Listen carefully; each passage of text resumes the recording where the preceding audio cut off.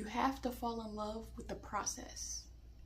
You have to fall in love with the process because results may vary. Your desired results may take forever, or what seems like forever. This is what I'm still learning as an artist. I've always been a details as soon as possible type person, or let's get to the hard stuff. When I started crocheting at 9 years old, I would make purses, hats, house shoes.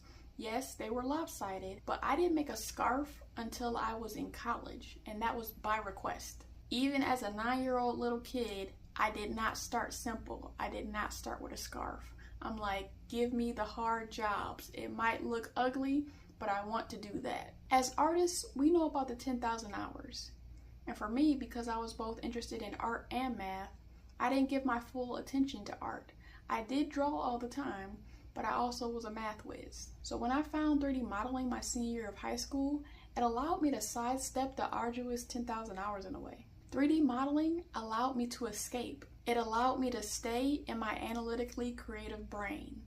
When I would be 3D modeling, I would try to get to the details as soon as possible. For those who are familiar with me modeling that 1989 Michael Keaton Batmobile, I did create the main body first, but then I would go to something like the nuts and the bolts to get that immediate hit of being able to subdivide an object and get an inkling of a finished product. Because of different jobs and situations, I've been inching closer and closer to what creative creatives have been able to experience. I ran towards creating from real life because of my inability to create from my imagination.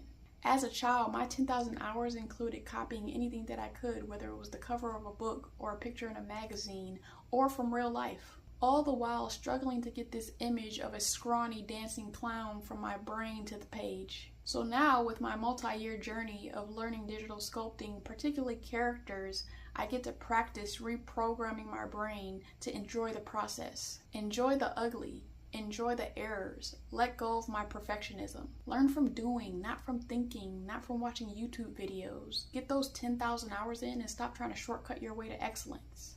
And I'm talking to myself. You have to fall in love with the process. You have to fall in love with the journey because results may vary.